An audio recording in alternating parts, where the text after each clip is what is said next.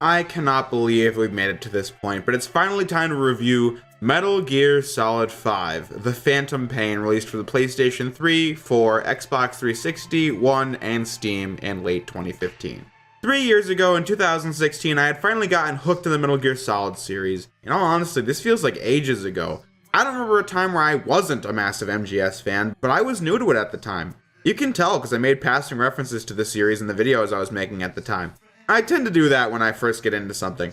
My mind is always on it regardless of the topic at hand. It was also in 2016 that I first reviewed the series with Metal Gear 1, the first review to come out in my phase of confusion in the wake of my Sly 4 review. In a lot of areas, this review does not hold up, but as the second review in the second season of my show, the script is still one I agree with the overall video being as polished as I could have made it for the time, etc.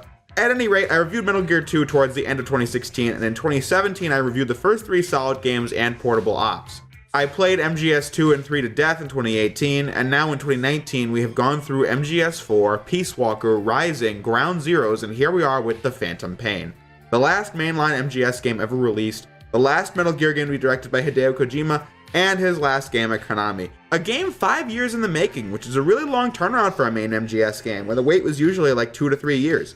Unless you count Rising, but that's not the same genre nor the same studio. This was and still is a game shrouded in controversy after controversy, whether it be Konami vs. Koji Pro, Quiet's design, the prologue of the game being sold separately for $30 as Ground Zeroes, or other such taboo elements like child soldiers, the ending, the effect on the series, the overall quality, and many more. It was really unfair of me to call MGS4 the most divisive game in this series when I reviewed it a few months ago, since pretty much every MGS that's not MGS1 and MGS3 have a wide assortment of opinions going for and against them, but none such as this when a lot of fans felt downright disappointed by a Koji Pro Metal Gear. Truly a fascinating game from a historical standpoint. I'm not the same newcomer to Metal Gear that I was in 2016 reviewing the MSX games. I know this series, I love this series, and it's finally time to finish the marathon that's been a part of my channel for a very long time with Metal Gear Solid 5, The Phantom Pain, and assess whether or not it's still good in 2019, almost 4 years since its initial release. The game begins in the year 1984. Yeah, this is the last time I'm going to be doing this, so bask in the glory of my Metal Gear timeline. So yeah, it's been 20 years since Naked Snake killed the boss during Operation Snake Eater. This is 11 years before Solid Snake infiltrates Outer Heaven during Operation Intrude N313, and it has been 9 years since Big Boss and the crew at MSF tried to rescue Chico and Paz from Camp Omega during the nuclear inspection at Mother Base. The inspection was a ruse set up by Cypher's Strike Force XOF, led by the mysterious Skullface. Mother Base was raided and completely obliterated as Paz was also rigged to explode, sending Big Boss and the medic into a coma. Bit of a long-winded explanation, but anyway, the story picks up as Big Boss awakens in a hospital. He realizes he has a horn made out of shrapnel stuck in his head, passes out, wakes up, and realizes he's missing a hand, passes out again, a female assassin arrives to kill Big Boss, and he doesn't pass out as another patient saves him and leads Big Boss out of the hospital. This hospital section has a lot going for it, but on the whole, this is one of the most tedious tutorial segments I've ever played. I always hate when games need to teach us how to play video games. Like, take something like the Jak and Daxter or Sly Cooper games where the tutorials teach you how to play the game you bought, only to the extent that makes that particular game different to play than other games. The tutorials in video games have gotten more pandering as the decades have gone on, so now we must endure a segment where you have to move the analog stick around for the camera. I mean, are there players out there who don't know how to do this? If there are, I mean, figure it out, it's not that hard. The only way for something to go wrong here is if your controller's malfunctioning, and if that's the case, it has nothing to do with the game calibration, just buy a new controller. It doesn't stop there though. We then have to slowly crawl across the floor because Big Boss can barely move with prompts telling us how to use the analog stick to move forward. The other major reason for a segment like this is ludonarrative synchronicity. However, several minutes of crawling in a predetermined line that you cannot move away from is pushing this way too far, since it's not fun and that's the goal of video games. A man on fire shows up, goes crazy, but then things get really interesting when XOF arrives to kill Big Boss as you're still stumbling through the halls. The atmosphere from this point on is really intense as you and Ishmael try to get away from the guards, completely defenseless since you don't have any weapons until the very end. Like the part where XOF guys are just going through curtains and shooting patients and staff. It's a really chilling segment of gameplay, although oftentimes interrupted by long-winded dialogue-free cutscenes. By the time you reach the end shootout, and especially the chase scene where Snake shoots the man on fire, you're just tired and ready for the game to get going. During the chase is when Ishmael disappears and Ocelot arrives to help Snake out, and he's the one who's going to get Snake started on his path of rebuilding the private army. Trust me, I can talk about Ocelot later though. So the basic plot is that Ocelot aids Snake in rescuing Miller. The three of them can rebuild what was destroyed 9 years ago in the form of Diamond Dogs, the group Miller formed in between games. However, Big Boss is not the only one with scars left behind from the attack on Mother Base. Miller is now missing limbs, and he has a completely different personality as he seeks nothing but vengeance against Skullface for what happened. Miller rejects getting prosthetics like Snake got, and while I initially was going to bring up Miller's art from MGS1 showing that this isn't the case, I don't care. Hell, for all I know, this could just be a picture of what Liquid looked like when impersonating Miller in MGS1. A mischaracterization of myself that came in the comments of the MGS4 review was the idea that I don't like it when characters change their lot in lives, and that's not the case. I mean, I've liked it in MGS4, but Miller was a really fun comrade to have back in Peace Walker, but losing everything he had worked to build during that game made him a bitter man, and that's the Miller we have now, and he's just so entertaining when he gets mad at Huey or Quiet, to the point where he's calling out plot holes like I wrote the script. This is ridiculous. She doesn't talk. How could you possibly stay in communication? At the same time, I can totally believe that later in life, Miller's anger went away and he became the man to aid Solid Snake through Zanzibar Land with philosophy. As the plot goes on, Huey is brought back to Mother Base as Miller thinks he was involved in the attack in Ground Zeroes. Quiet, the silent assassin from the hospital mission, tries to take vengeance against Big Boss, but can either kill or recruit her, and Skullface has his own Metal Gear called Sutherland. It walks completely upright without a pilot or AI control, but it's okay because a child psychic did it in 1984. I'm gonna pretend that doesn't bother me because I feel like by this review you get the point I've been trying to make since MGS4. But really though, the Phantom Pain story is just so nothing.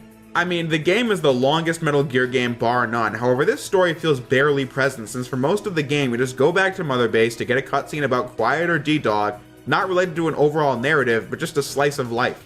But with a campaign this long with exposition mostly going in one ear and out the other, it can be really difficult to get invested in what you're playing since the story is so simplistic and hardly there during missions as you just perform jobs that Miller got requests for. Once Skullface is defeated, Snake takes more missions, there's an outbreak on Mother Base, Quiet leaves. Oh, and also Eli, a young Liquid Snake, is here and he leads the group of child soldiers that escape Mother Base with Sahelanthropus to never be resolved as the mission was cut from the game. And then the game abruptly ends. The second chapter of the story is really this game's plot at its worst. It just barely feels like anything is happening. In Chapter 1, we at least went after Skullface and he was a threat to the main cast of characters, but since Chapter 2 lacks a villain to beat, it just feels really lame and aimless to watch unfold, as unrelated things just happen. This is why reviewing the later Metal Gear titles back to back is so interesting, since these games all suffer as these reviews have shown, but for all different reasons. The main story of the Phantom Pain is just vapid. I like a lot of the character dynamics, and the tapes especially are interesting, but the overall story just lacks depth or anything to really get excited about for the 30-hour campaign, and that's a crime. Having said that, let's talk about these characters. What has made the character of Big Boss such a joy to follow is the fact that he was such a good and positive human being, and seeing his downfall is just sad but believable at the same time. Big Boss and Solid Snake both shared their witty action movie one-liners, and even in Ground Zeroes we got plenty of our usual Big Boss. Fine. I like some alone time now and then. Kept you waiting, huh? However, something's clearly off from the start of the Phantom Pain, as Big Boss is silently standing there as things happen around him, which is just not the Big Boss we know, leading to some really awkward moments like the start of the quarantine mission. Don't think the infection's airborne, but...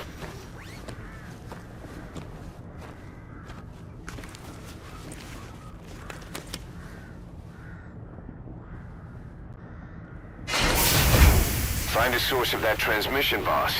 Find our man. You never know. Also, a bit of post-production, I was just sitting here thinking about that. That's also some pretty bad editing there, too. It's like the lines just read like they're out of order. It's like, don't think the infection's airborne, but you never know. Find our man. Like, you know, that's how it should have been, but it was just these spaces and these bad cuts. Yeah, very poorly done scene right there. But anyway, back to the review. It's hard to really speak in depth about this, but Big Boss just feels like a soulless character in this game, as optional codec dialogues completely removed as he uses minimal words in both cutscenes and audio tapes. This also has a negative effect since in both acts of Metal Gear Solid 5, Big Boss is voiced by Kiefer Sutherland, and you just don't have the time to get used to him in the role. As far as voices go, I think it makes a lot of sense to recast a Big Boss that's almost in his 50s, as Big Boss doesn't sound like David Hayter at all when he briefly appeared in his 70s in Metal Gear Solid 4. However, in MGS4, Big Boss was so much older to the point where giving him a new voice was obvious, since it was that way in both the Japanese and English dubs of Metal Gear Solid 4. However, Snake's Japanese voice from MGS1 is still playing the character in MGS5, so I don't really think of it as a canon difference. I mean, Ground Zeroes is just a few months after Peace Walker, and obviously Big Boss wouldn't go through some big transformation in that time. David Hayter had been on the chopping block as Snake for a while, which is sad since there's just no better man for the job, but what can you do? Kiefer Sutherland's voice for Big Boss does really work, since he sounds like a man who has lost his sense of morality as he continues his fight anyway, and when he's given the chance to really speak, I think he does a good job. But this goes back to the lack of cutscenes and the lack of dialogue from Snake. It's to the point where I don't feel like I'm listening to Snake when he responds to dialogue from series mainstays. Boss, can you hear me? What's up, Huey? But back on the subject of Big Boss. You may suspect that Big Boss is not who he and everyone else thinks he is. At the start of every mission, you'll know who and what will be in the mission because of the opening credits. Kind of a spoiler in some cases, although what's interesting about it is that Big Boss is always referred to as Punished Venom Snake, which seems odd since those words are never stated in the actual game. Speculation begins during Ground Zeroes when the medic in the chopper was also voiced by Kiefer Sutherland, No time for anesthetic. We have to open her now. who also played Ishmael during the hospital escape, spouting Big Boss ask one-liners as the character we're playing asks generic questions. What happened to the woman? The woman? We gave her a light. She took the short way down. This is basically dropped for most of the game, but it comes back around at the very end when we find out what really happened in Ground Zeroes was that the medic was going into a coma like Big Boss did, but for the sake of protecting the real boss, the medic was transformed into a body double of Big Boss and given hypnotherapy to think he is and has the experiences of Big Boss. The twist ending came as a shock to a lot of players, delivered in a really cool fashion as Big Boss explains the truth to Venom, but then we see Venom receive the plans for Operation Intrude N313, the mission Solid Snake was sent on during Metal Gear 1 with the Outer Heaven logo in the background of the mirror that Venom punches. This twist resulted in outrage. Think back to my Metal Gear 1 review for a second. In addition to that, I enjoy Portable Ops more than Peace Walker, I liked the Twin Snakes, I think Sons of Liberty is better than the original, and I thought the Phantom Pain's ending made perfect sense. What I got wrong there was that the issue is not if it makes sense or not. The twist establishes that during the 80s and 90s there were two big bosses. The real Big Boss hit out during the 80s and came to be the commanding officer of Foxhound during the 90s, while the other boss, Venom Snake, he led Diamond Dogs and eventually became the big boss that Solid Snake fought and defeated during the Outer Heaven Uprising, as Solid Snake then went on to best the real Big Boss during the Zanzibar Land disturbance. It's sad that Venom goes through a lot during the events of the Phantom Pain. Take for example, when a deadly virus goes through Mother Base, Venom is the one who has to shoot his own men dead, as well as growing an attachment to Quiet, who ends up leaving by the end of the game. He fought Big Boss's battles for him but gets no reward for this as he just gets killed off and nobody remembers him. He has no memes of his own to leave behind, which could be the point. However, much like the events of Peace Walker, it just kind of drives me crazy that I'm supposed to accept this as having been a part of the Metal Gear timeline when these events are never mentioned in MGS4, the game where everyone tells Solid Snake about what happened in the series before Metal Gear 1. Like Peace Walker, I'm compelled to inform you that I'm well aware of the fact that these games were made later, but it's still an enormous pill to swallow considering the fact that Big Boss knows this happened but never felt the need to mention it. But instead, he tells Solid Snake this. You erased me 2 times before. At the end of Metal Gear 1, there was an end credit scene as Big Boss announces he's not dead yet and will fight Snake another day, which seems odd considering the fact that the Big Boss that died in Outer Heaven is not the Big Boss that was defeated in Zanzibar Land. This is just a massive retcon.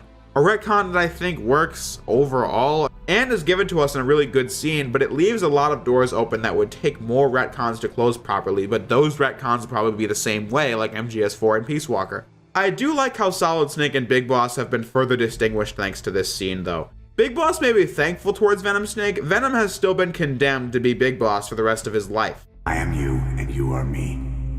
Carry that with you wherever you go. Thank you, my friend. From here on out,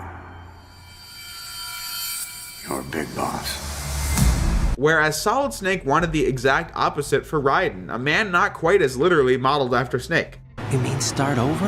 Yeah, a clean slate, a new name, new memories. Choose your own legacy. The Phantom Pain is like Sons of Liberty in a lot of ways, as both games pushed the boundaries of how big the scope could be in a game with jaw-dropping visual effects for their time. However, the devil is in the details here. Like how Metal Gear Solid 2 didn't need to sell its rainy introduction as a separate game.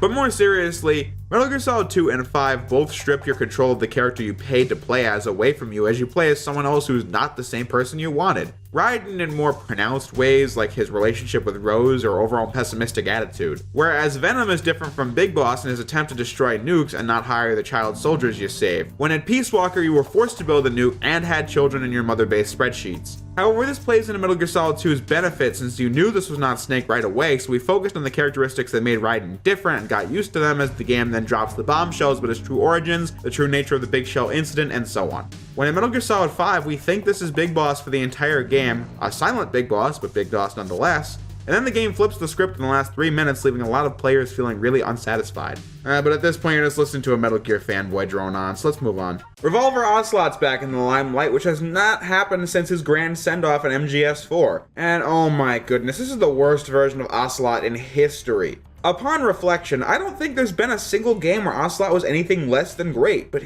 here, he's just not Ocelot. Every character trait he once had is now gone. Get this, in MGS5, Ocelot plays the role of the straight man offering you helpful advice in the field. If you told me that before I played the game, I would laugh because that's a joke. When Revolver freaking Ocelot's most memorable line of dialogue is, "Boss, get down, that's the enemy gunship," or "Boss, get down, the enemy sniper," because he says it every time a sniper and or gunship appears, you're really done goofed. The funny thing is that it's not even the writing that makes Ocelot terrible in this game, since his words of advice are pretty helpful as he has a lot of good lines in the game, but it's just the fact that it is Ocelot that makes it a problem. Snake and Ocelot went back and forth all the time in Snake Eater, but they're friends now. I mean, this isn't a problem since we know that in between Portable Ops and Peace Walker they worked together on the Patriots project, so them being friends is easy enough to get down with. It's just that Ocelot has never once played the straight man for anyone, as it's an incredibly unfitting role. This is the guy who made cat noises in his younger years when calling for support. This is the guy who was a complete sadist loving to torture his victims in his older years. He's also the guy who, betrayed everyone ever. In MGS4, we found out that this was out of admiration for his comrade Big Boss, so it makes sense he's at his kindest when in the company of Venom Snake, but the problem is that Ocelot has no personality to speak of at all. In fact, he urges Venom to spare Quiet when Miller is the one who wants her head. My personal theory is that Ocelot is the result of the writers writing themselves into a corner. Ever since Metal Gear 2, there has always been at least one person in your radio cast you can rely on for positivity and helpful advice, like Miller in Metal Gear 2, Liquid pretending to be Miller or Mei Lig in MGS1, Solid Snake and Otacon in Metal Gear Solid 2, everyone in Snake Eater, Otacon in MGS4, Campbell in Ops, Miller in Peace Walker, and Kevin in Metal Gear Rising. Miller cannot fill that role in this game since he's the team pessimist. They needed somebody to be more optimistic, and it had to be a pre-established character for us to care about them in such a short storyline. And for it to make sense for them to want to work alongside Big Boss to hypnotize themselves into thinking that Venom is Big Boss, and what am I even saying at this point? Seriously, what a mess. Yeah, you guys get the point I'm trying to make. The end result is the most passive Ocelot of all time, which could have worked if they injected the least bit of personality into him. Although I will say, Troy Baker does a great job playing him because he's a great actor, however, he just doesn't feel like Ocelot, and that's because he's playing a character that's nothing like him. When Ocelot's getting aggressive in interrogations, it just sounds like a level-headed guy getting angry, not Ocelot. The thematics in Peace Walker were lacking, to say the least. However, in the Phantom Pain there is a step up, as this game's theme is revenge. A really simplistic theme, but it actually does what a theme is supposed to do, tie the story and characters together through actions and motivations. Big Boss and Miller hate Skullface and want to kill him for what he did in Ground Zeroes. Like I just said, revenge is a really simplistic motivation, but it is a theme at the very least. A good element is that Miller's anger doesn't go away when Skullface is dead, since that never is the true answer to anger. The Phantom Pain still remains. There's also a smaller theme of remorse, as Quiet wants to kill Venom out of revenge, but grows to like him and doesn't want to kill him via vocal cord parasites, which I can get to. But more importantly, Venom finds Paz on Mother Base as she evidently did not die in Ground Zeroes, which raises enormous red flags, since we already know that thanks to the tapes from Ground Zeroes that Paz did have 2 bombs put inside her, but she's also acting all nice and cheerful when we know from Peace Walker that Paz was just a ruse, and the tapes from Ground Zeroes also confirm that she really was a villain the whole time. But this turns out to be a vision, as Venom was the medic who failed to find the second bomb, with Paz appearing as the manifestation of his guilt. Also, Skullface wants revenge against, everyone ever. So now it's a good time to talk about the villainous Skullface. In Ground Zeroes, there was anticipation here. I mean, he did have an intimidating appearance, slightly in that game, as we're left wondering what XOF was and where Skullface came from. The Phantom Pain lessens the effect by giving him a Zorro mask and by having him be the lamest and least threatening Metal Gear villain of all time. First, every previous villain has provided a physical threat of some kind which made them good villains, but then the writing made them good characters. Here, every time Skullface has the advantage, it's thanks to somebody or something else doing the work, since he's literally just a guy as he's defeated in the most anticlimactic fashion imaginable, by Huey in cutscene. Oh, but Huey robs Snake and the player of that final blow to leave the player a lingering phantom pain. Go away. This doesn't even come after a boss fight against Skullface. He's crushed into some debris and we shoot him in an automated sequence. Before that, any threat he did offer was reduced to ash when he loses control of Sahelanthropus and is, without meaning to be hyperbolic, dragged away by his men, screaming the worst but simultaneously funniest line read in the history of MGS. Who is doing this? Such a lust for revenge? His plan is also really convoluted, but I'm also really bad at paying attention to things I don't care about. So Skullface has conjured up a scheme where he has vocal cord parasites that affect your vocal cords, and when attached, the different strands of the virus spread and kill you, as well as others when you speak a certain language. Quiet has the English strand, for example. I have tried to understand how this works, but I just don't understand how the parasites are so sophisticated as to be able to tell what language you're speaking. I'm probably missing something like I always do, but come on. The reason I said Skullface wants to get revenge against like everyone ever is because with this, he's just cursing anyone who speaks these languages, since apparently he was forced to speak a new language or something. Sorry, I was laughing during this scene, since it's one of the most awkward moments in the history of Metal Gear Solid.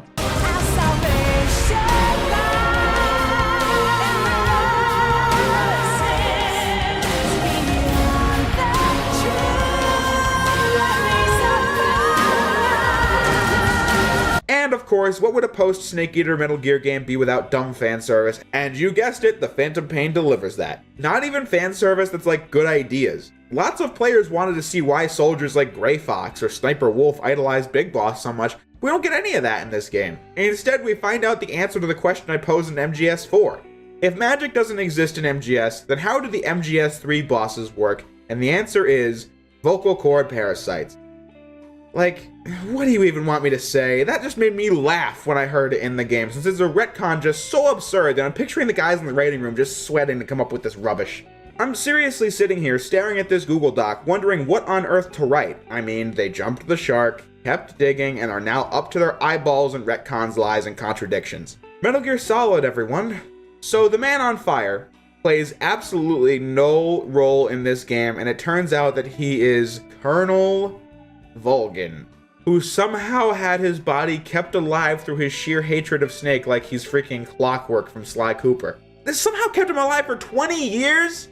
What is this? Making it Volgin is dumb enough, but they also make him completely pointless in the story, which just does not make any sense. An utterly baffling move on the part of the writers. He doesn't even get a single line of dialogue. What was the point? So they didn't just stop at Volgin. Remember that time when Psycho Mantis's ghost came back to be silly in MGS4 and got mad because of the fact that he couldn't understand hard drive technology?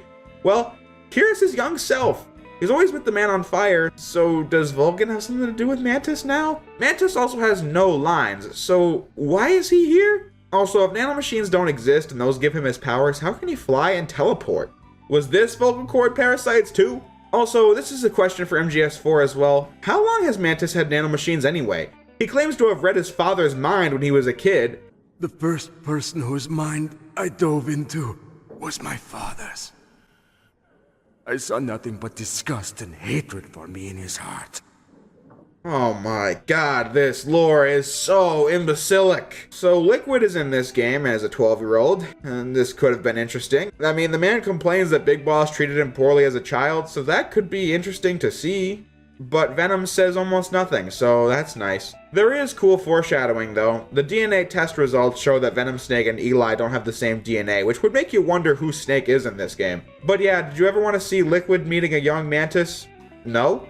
Well, neither did I. Also, here's Liquid hating adults like Snake, Miller, and Ocelot, but he later works directly with Ocelot on Shadow Moses when Ocelot is supposed to be a spy for Solidus. We also have literal fan service in the form of Quiet's design. I mean, do I need to say anything about this? She just looks ridiculous. It would have been so much easier to take her character seriously had she just been in military gear the whole time, but we needed an ass going straight into the screen for some reason. The series is no stranger to these kinds of elements, but handled in a far more sophisticated and, most importantly, far more unapologetic fashion. I mean, they gave us an absurd excuse for her appearance by saying that the vocal cord parasites have affected her to the point where she breathes through her skin. The jokes just write themselves. Moving on. Gotta love the word-for-word dialogue from previous games. Engravings give you no tactical advantage whatsoever. But the engraving gives you no tactical advantage whatsoever. Excellent, Snake. Age hasn't slowed you down one bit. Excellent, Snake. Age hasn't slowed you down one bit. I'm not like you! Well, I'm not like you!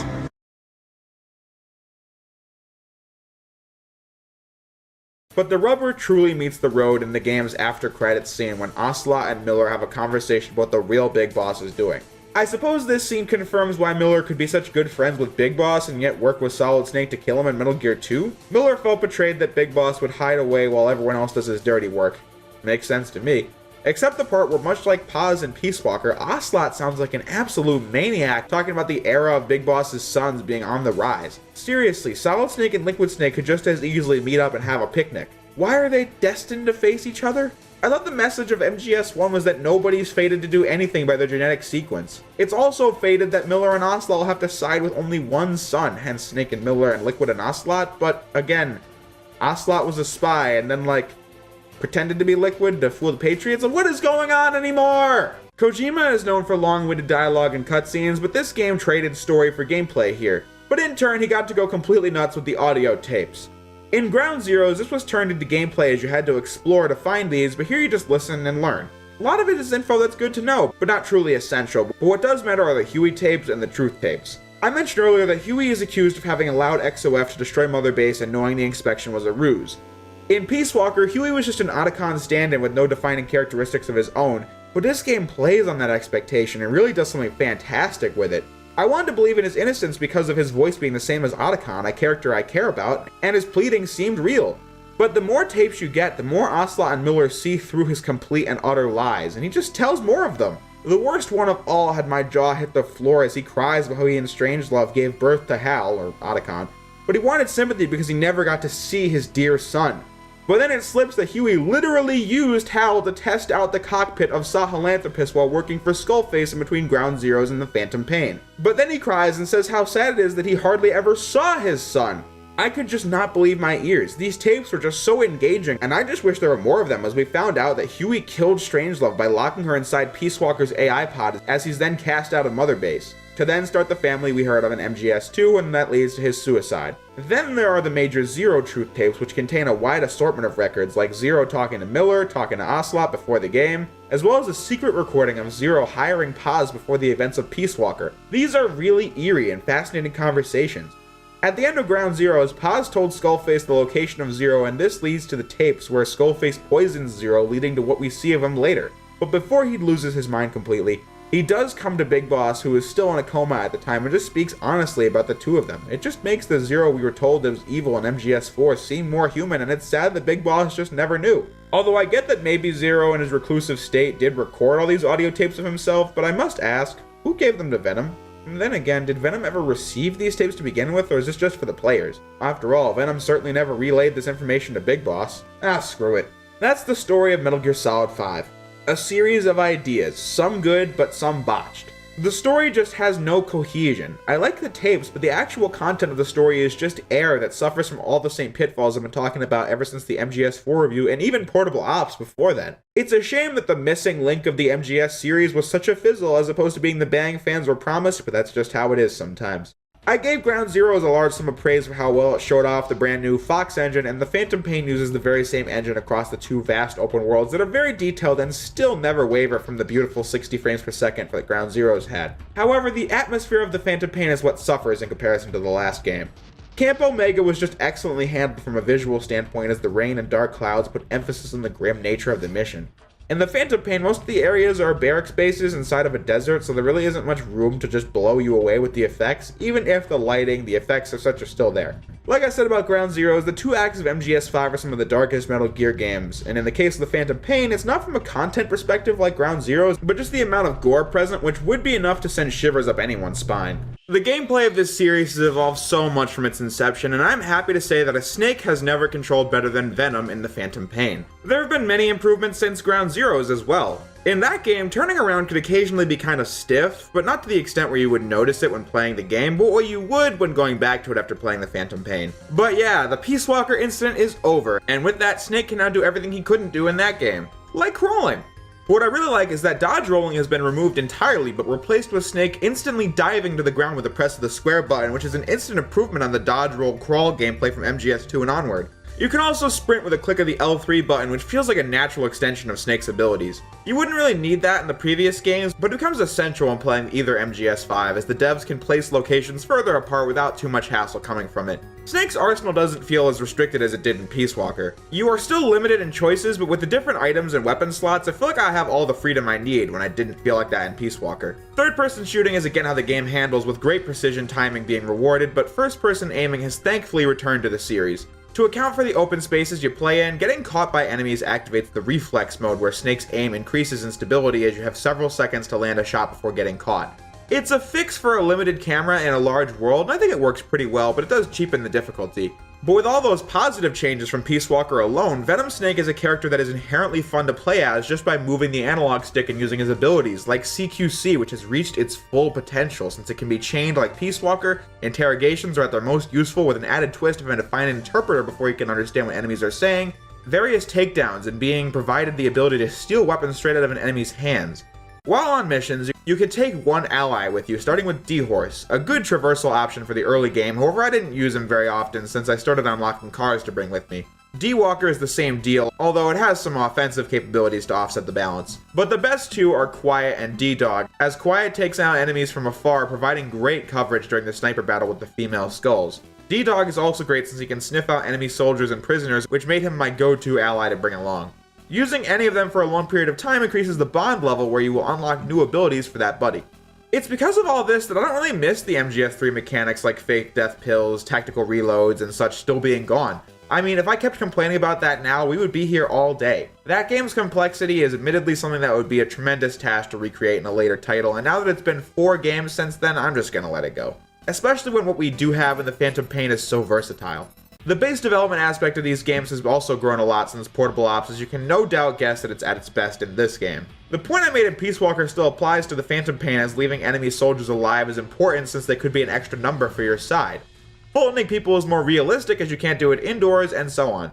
What really sets it above Portable Ops and Peace Walker though is the fact that everything just feels more tangible in this game than those two. You can actually visit Mother Base in this game. The soldiers you recruit actually have faces as they salute you when you pass them by on Mother Base. It's stuff like that which adds an extra layer of personality to the game, as you can customize your own logo for Diamond Dogs, you can make it whatever paint job you want, you can expand the platforms to make the base bigger. There of course isn't that much to do on Mother Base beyond shooting targets in the pause side quest, however it just feels like a fruit of your own labor as opposed to a nebulous series of menus. Every single aspect of the Phantom Pain costs something to you though. For example, in this game, you want all your bullets to hit the targets, since it would cost more money to ship in a supply drop, which is mercifully a full restore unlike Peace Walker. Missions are jobs that Diamond Dogs has taken on, so it's important to perform well and get a good rank, not just from a game perspective, but in universe that would yield the best pay. In this game, time is money and money is time. Quite literally, as developing new platforms will expand maximum capacity of soldiers, but also take several hours to do, with late game items taking upwards of 40 minutes to be developed.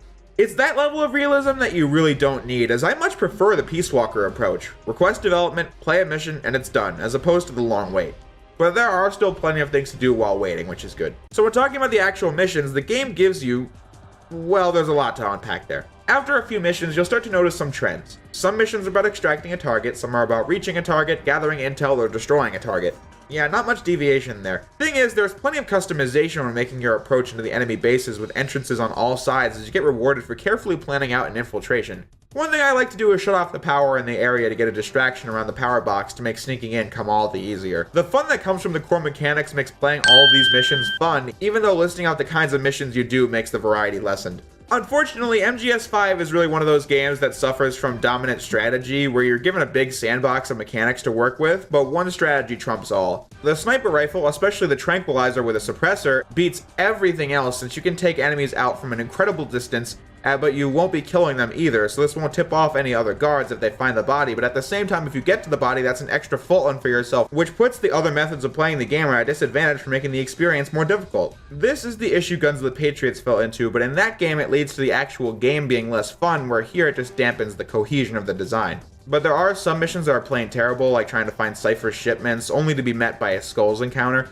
or hoping to find one guy in a massive area, destroying as many tanks as possible under a time limit, and so on. It's usually the missions where you have to run across the map that suffer the most, since that's where the game itself is generally speaking at its worst to begin with, since the actual sneaking mechanics are so good. Side ops don't get the same mercy though. First, I want to question the fact that this game has mandatory side ops. I mean, that just plainly doesn't make any sense, a literal contradiction. Rescuing Huey, for example, transitions into 2 main missions, so why is it not just a mission? Other than that, side ops get extremely tiring very early on, since these are even less diverse than the existing main ops. Destroy the tank unit 1, destroy the tank unit 2, 3, 4, 5, rescue the hostage 2, 3, 4, 10. With most side ops being this sort of repetitive content where you just run to the mission, do the same thing you did for the previous 10 versions, and then you get your reward and call it a day. Overall, the game suffers from the same sort of thing. Playing the game is fun, and the many hours after the hospital mission are a lot of fun. However, the game really starts to lose momentum after a while, especially once Chapter 2 is begun. I get that games like these aren't the kinds of games you'd want to play in a week and write a review for. You're supposed to spend ages on a game like this, since it never really ends, nor is it trying to end. It wants to keep coming back for more FOB and online missions where you raid bases from other players across the globe, and they retaliate as you need to boost your own defenses. But the act of playing through the Phantom Pain just gets mind-numbing, since Chapter 2 is so baffling. Half of the missions are just Chapter 1 missions, only played for a second time on a harder difficulty, which isn't a bad gameplay concept, but it makes you wonder why this is a mandatory mission and why the game acts like it never happened before by giving you all the same cutscenes.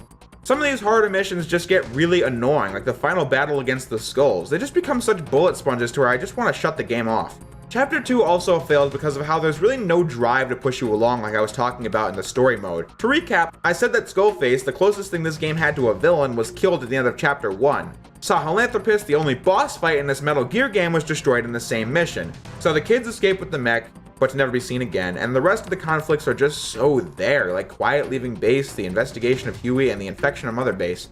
A bunch of things are just happening to the point where you lose steam when playing through the missions that aren't just retreads of missions you've played already, as things that weren't great before just become aggravating, like these chopper rides. If you access a mission through the aerial command center, then you must sit through a 1 to 2 minute scene of riding on the chopper as Miller explains the mission. Escape via chopper is the same sort of thing. This builds up over time since you just want to play the game. By the end, we'll have spent possibly over an hour just watching Snake sit in the chopper. When you land, that creates another issue. MGS5 is an open world game, so as a result, you spend a lot of time just driving to objective markers. Not so bad at the beginning, but wears on your patience by the end since nothing is going on, just drive and drive and drive. Occasionally you'll stumble on an enemy outpost, but by the end of the game you've gotten more than enough staff, so you just drive on or kill them all if you get caught. The content you reach may still be good from the mechanics alone, but the task of getting there gets more and more arduous. For example, a game I've been split on is Breath of the Wild. The game wanted to return the series to the original Zelda's open roots, and while it suffers from open world issues as well, the one that it excels at is the one that pissed me off the most in the Phantom Pain. Just driving in the open areas, you take in the scenery. Breath of the Wild implementing shrines over 100 small puzzle rooms fixes this by putting core content along the path towards whatever you are doing, creating something more memorable around every corner. Outposts in this game don't work as well for the reasons I just mentioned. There's just nothing to do here except boring side ops, as the mountains and terrain just serve as methods of obstructing your path and making this whole process take longer. Open world is just not my thing, and issues like this and overall game length are reasons why. This is where the story problems cause the gameplay to go down with it, especially as I said, Chapter 2 is just so tiring. This game is 30 hours long if you're just going to play through the campaign. It just feels like everything you're doing is lost in limbo, when previous MGS games created intense scenarios that kept you playing with a good balance of gameplay and story. And when Venom Snake learns the truth at the end, the game just ends. Which brings me to the conclusion, as I must say, that is why the Phantom Pain is the disappointing fizzle out for this series as opposed to the grand send-off fans had waited for with bated breath. If you ask me, Metal Gear Solid 5 The Phantom Pain is not the problem with this franchise. It's the end product of devolution that this franchise has been suffering from for a while now. This game is overly ambitious since they put so much work into a barren wasteland devoid of content as the budget continuously shrunk. The story is a hardly present mess that goes through all the same fan service routines you've come to expect by this point. I can't get angry at the Phantom Pain since I got angry at Peace Walker. I got annoyed at Guns of the Patriots, but by this point it's over. Constantly bashing the series would just get old. I mean, for what it's worth, despite thinking the story was mostly a mess, thinking the game got really old by the end, thinking the game suffered from the dominant strategy effect, the game was overly spacious like most open world games, the base development aspect takes priority over all else, I enjoyed playing what was good about Metal Gear Solid 5 more than I did Peace Walker, and in some regards more than MGS4. I would take Metal Gear 1, 2, the first 3 Solid games, Twin Snakes, and Rising over this any day, but I don't hate this game. Like I said about MGS4, for what it is, it's a great game buried by inherent issues that drag down the core mechanics, in a package that at the end of the day is a pretty decent game, best experienced over a long period of time. But as a Metal Gear fan, I'm left beyond ambivalent since this series just finds new and creative ways to baffle me, but leave me feeling the same way regardless. This is why Rising had such appeal for me. It was people with their own spark, their own ideas, and were not being held back by the same studio mandates and fan service garbage that sent the main series down this rabbit hole. I'm honestly pretty happy that Kojima has left the series behind and can finally create something to highlight his talents as a creator rather than constantly working on the same things over and over again, which has proved time and time again to stifle creativity. Of course, there are some spin-offs I never played or talked about, but I think ending the Metal Gear retrospective here is a wise choice because of the fact that I don't have much to say about Metal Gear outside of what I've already said. This series has inspired me in ways no other franchise had done before, as the early games tell stories so engaging with themes that can really get a man to think. It's sad to see Metal Gear in the rough shape it's currently in, but in reality, it doesn't matter how many bad spin-offs Konami makes to milk this franchise for everything it's worth. The memories, the meme of what the series once was, the shining example of how to tell stories in video games that pushed boundaries in ways no other art form ever could attempt, is still with all of us and can be preserved as we keep replaying them, noticing every instance of foreshadowing, analyzing every detail, and most importantly, continuing the discussion whether you like this game or that game. Discussing this series keeps the memory of it alive regardless of what your opinions are, since we're all fans at the end of the day, and this passion is what we all have in common, and that's exactly what we must preserve.